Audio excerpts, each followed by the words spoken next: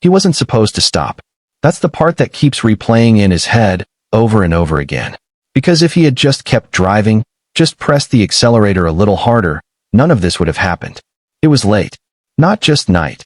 That kind of night where the road feels endless and empty, where every shadow looks deeper than it should. His phone battery blinked at 6%.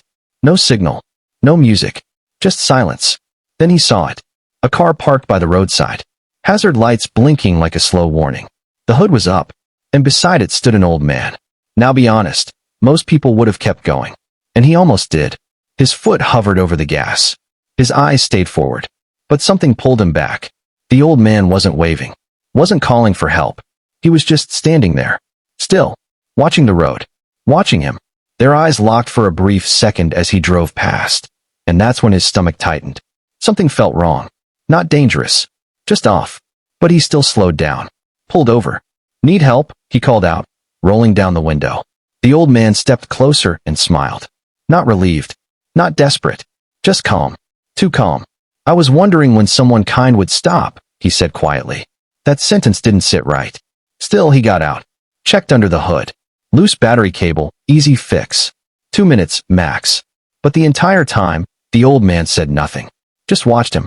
Then, right before he shut the hood, the old man spoke again. You're a good person, he said. A pause. Then, not many people would stop, after what they've heard. His chest tightened. What do you mean, he asked. But the old man only smiled and got into his car. And drove off. No explanation. No thank you. Nothing. And that's when he noticed it. The engine had been running the whole time. So the car was never broken. Which meant one thing. The old man wasn't waiting for help. He was waiting for him. And a few miles ahead, something would confirm that fear in the worst possible way. He sat there, hands still on the wheel, engine humming low. Something wasn't right. You know that feeling, when your mind tries to explain something, but your gut refuses to agree? Maybe I'm overthinking, he muttered. Maybe the car wasn't really off. But deep down he knew. So he drove. Faster than before.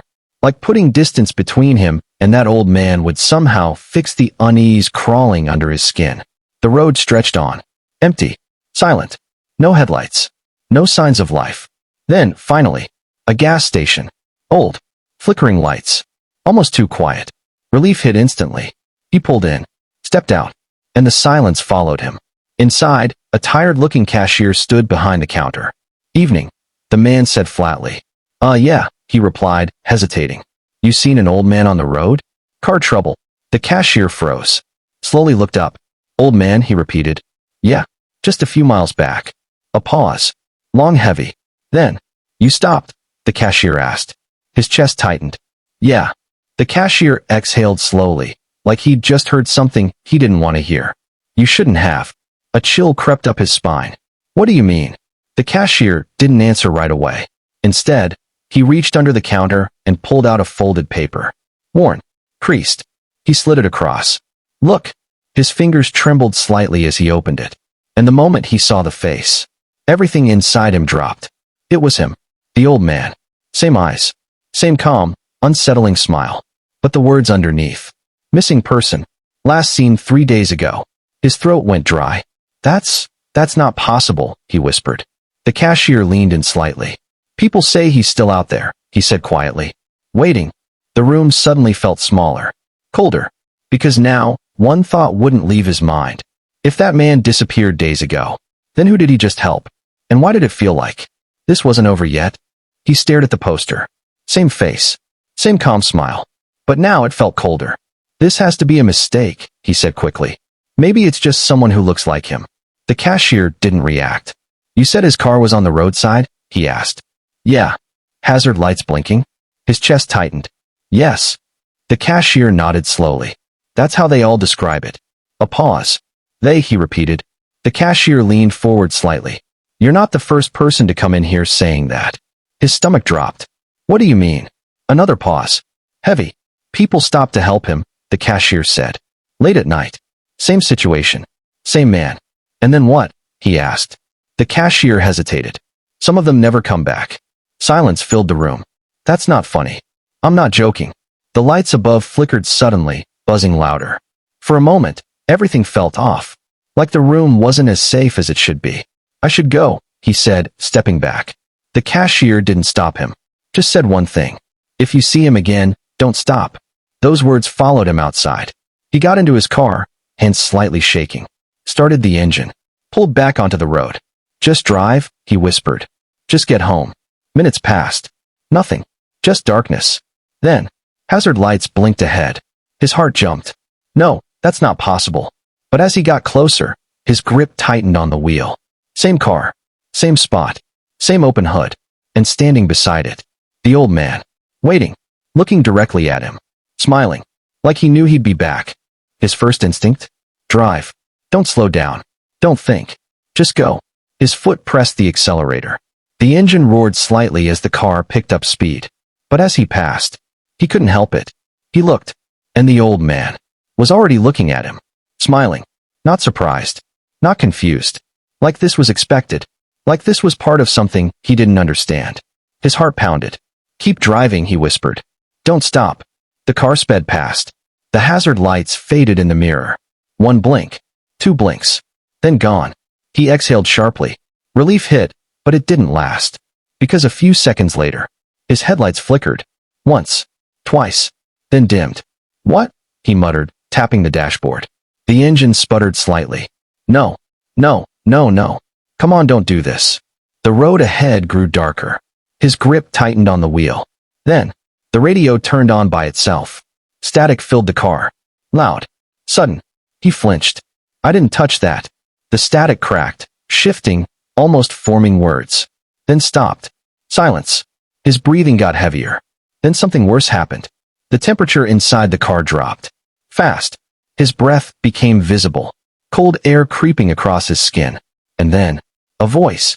Soft. Right behind him. You didn't stop. His entire body froze. That voice. He knew it. Slowly, painfully slowly, he looked into the rearview mirror, and his heart nearly stopped, because sitting in the back seat was the old man. Same calm smile. Same unblinking eyes. Watching him. And this time, he was much closer. Why didn't you stop? The old man asked gently. His hands shook violently on the wheel. I helped you already, he stammered. The old man tilted his head slightly, still smiling. But I needed you to stop again. The car suddenly jerked. The engine cut. Everything went dark. And the last thing he saw before the headlights died completely was the old man leaning forward, whispering something he would never forget. Darkness swallowed everything. The engine was dead. The lights gone. Even the air felt heavier. For a moment, he couldn't move. Couldn't breathe. Then, a faint glow. The dashboard flickered back to life for a split second. Just enough to see. The back seat was empty. No old man. Nothing. His chest heaved. Was that in my head? He whispered. But deep down, he knew it wasn't. His hands fumbled for his phone. 5%. No signal. Of course. He tried the ignition. Once. Twice. Nothing. Then, click. The engine roared back. The headlights snapped on, blinding at first. And in that beam of light, something stood in front of the car. He froze. It was him. The old man. Standing just a few feet away. Closer than before. Much closer. His smile hadn't changed. But his eyes, they felt heavier now. Almost desperate. Slowly, the old man raised his hand. Not waving. Not threatening. Just pointing. At the passenger seat. His heart slammed against his chest. No, he whispered. The old man didn't move. Didn't speak. Just kept pointing. Waiting. The silence stretched. Long suffocating. Then, the passenger door handle clicked. Unlocked. By itself. His breath caught. Stop, he said, voice shaking. The door creaked open slightly. Cold air rushed in. And then, the old man spoke. Soft. Calm. But different this time. You already let me in once, he said. A chill shot through his entire body. Because suddenly, he remembered something. Something small. Something he didn't question before. When he first stopped earlier, the old man had walked around the car. For just a second. Out of sight. Near the passenger side. And now the realization hit him. What if he never left? What if he's been in the car the entire time? The door opened wider. The old man's shadow stretched inside. And this time, he wasn't asking anymore. His breath shook. No, that's not possible, he whispered. But the memory kept looping when the old man stepped out of sight near the passenger door. Too fast. Too quiet. Now the door stood open again. Cold air poured inside. The old man didn't rush. Didn't force anything. Just waited. Like he already knew the ending. "Please," he said. "What do you want from me?" For the first time, the smile faded slightly. "I needed help," the old man said. "I helped you," he snapped. "Your car was fixed." A pause. Then the old man stepped closer. Close enough that his face was fully lit. Pale. Strange. Not injured, but not normal either. "You helped the car," he said softly. "But not me." His stomach dropped. "What does that even mean?" The old man leaned in. "I've been stuck on that road for 3 days. Silence. I can't leave unless someone lets me in." His throat went dry. "What are you?" No answer. Just a slow point toward the passenger seat. "Just a ride," the old man whispered. His pulse hammered. Every instinct screamed to close the door and drive. But then, behind him, another pair of hazard lights blinked. He turned. Another driver. Same situation. Same road. The old man's voice lowered. "If you don't help me." A pause. "I'll wait for the next one." And suddenly it wasn't just about him anymore. It was about who comes next. And what happens if he refuses. His hand hovered over the door. Shaking. One decision. That's all it was supposed to be. Help him, or drive away. But now it didn't feel simple anymore. It felt like a trap with no correct answer. The old man stood still in the open doorway. Waiting. Patient. Like time didn't matter to him anymore. And behind them, that second car stayed parked in the distance. Another driver getting out. Another set of hazard lights blinking. History repeating itself. His throat tightened. "If I help you, do you leave?" he asked. The old man didn't hesitate. "Yes." A pause. Then softer. "But not alone." That line hit differently. "What does that mean?" he demanded. No answer. Only silence. Then, the wind picked up. The lights flickered. And suddenly, the old man's voice changed. Not louder. Just heavier. "I don't choose who sees me," he said. "I only choose who stops." His fingers curled around the door handle. His mind screamed to drive. To leave. To escape. But then he looked back at the second driver. Confused. Unaware. About to make the same mistake. And that's when it hit him. This wasn't about a broken car. It was about a cycle. A pattern. Something repeating over and over on this road. And he was standing at the center of it. He slowly exhaled. Then made his choice. The door opened wider. And the old man stepped inside. Everything went silent. The hazard lights outside stopped blinking. The second driver turned. And there was nothing there. No car. No man. Just empty road. Inside his car, the old man finally spoke. "Thank you." Then, the engine started by itself. And the car moved forward. Down the road. Into the darkness. Alone. Until the headlights faded completely. And the road was empty again. Like nothing ever happened. Except for one thing.